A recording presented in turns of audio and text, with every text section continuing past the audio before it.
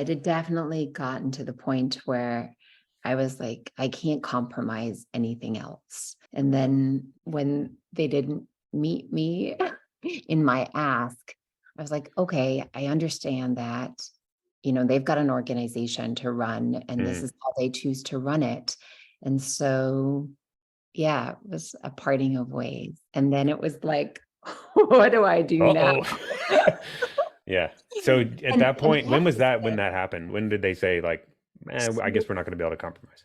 So I had a thought around December that, Mm. hey, this might actually happen in the new year. Like they might require me to take X amount of call, which I can't feasibly do. I mean, I can do it, but I can't do it. Mm. And then it actually happened in January.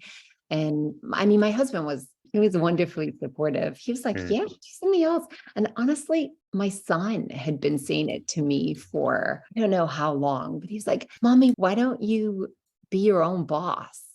And like repeatedly. So in January, I think towards the end of January, February, there was a couple of meetings stacked up for the new year. I started to think and then just evaluate things. And I like to run.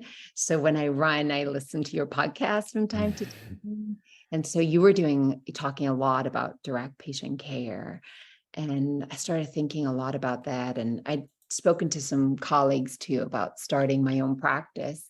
And things just started to take shape. If you like, can dive into a little bit about some of the fears Mhm. around all of that. Yeah, I mean, that's scary. When was it? What was the scariest point? I mean, was it right before that conversation with them about the breaking point of you're going to be out or in? Yeah, the scariest point was definitely letting go of my current position and stepping into like nothing.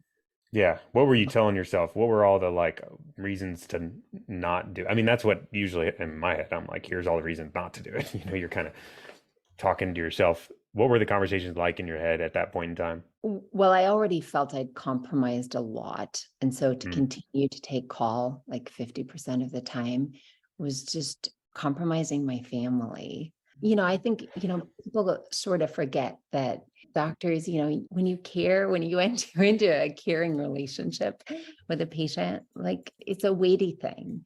Hmm. And I think, there's more than just, I mean, it's meaningful and wonderful, but my kids would be like, oh, mom, are you coming to X, Y, and Z? And they're like, are you on call?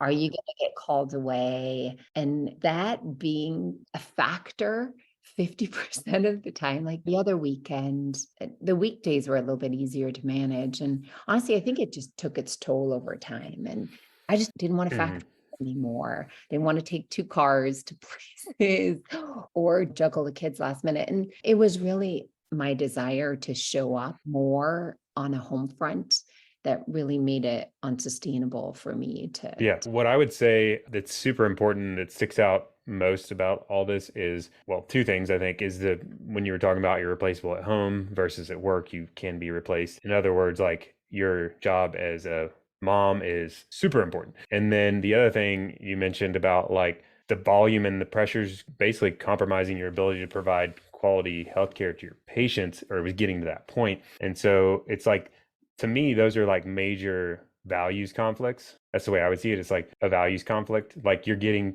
kind of pushed the direction of a conflicting with what's most important to you. And but that's this call thing was kind of like the breaking point. It's like they're drawing a hard line and it's going to conflict with your values. And but when you make a decision, I think when you're able to make a decision that's like in alignment with your values, which was to say no, I'm out, that's like a home run. And the problem is going back to like finances and scary and fear and all the things that hold you up. Like those are all you can figure those out and the fears are usually overinflated but like the values thing, like it's almost like that's a huge win. And I think usually when you get through those hangups or hurdles, you feel like really this like breath of fresh air and you feel more yourself and you feel like you've made a good decision, even though it's kind of scary and there's nothing there. But like, I'm curious for you, it seems like this was like a ultimately a values decision. It was like about what's most important to you. And you made to me, the right decision because it was aligned with your values. And we haven't even talked about what the new alternative is. We're kind of at this point where you're going into nothingness. And I'm still saying, I think that's a home run decision. And I'm a finance guy. I'm like not even asking about the numbers at all. But what was your feelings at that point in time? Yeah, like there's a lot of scariness about the unknown, like what next? Like I'd always had something to jump into, but there was like some concrete pieces. Like my kids were established in school, we weren't moving anywhere. Mm, So I knew that whatever was next, I still, being a mom is a full-time job. For me, like I really also wanted to practice medicine. And when I was leaving my job, yeah, like I was also scared that there was a huge gap. What was going to happen to my patients? Who's going to take care of them now?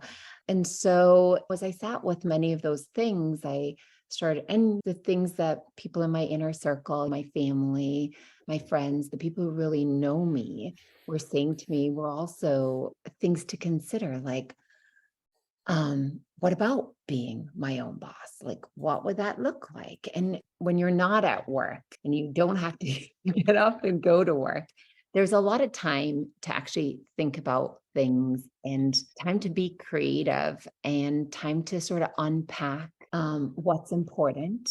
I really realized that I didn't want to work for another organization for a while, even though I'd valued doing that for a really long time. And I want to be really clear in saying that there's so many great things about working for big organizations. There's exciting things that I got to do and a lot of great things. And I got to work with a lot of really great people too.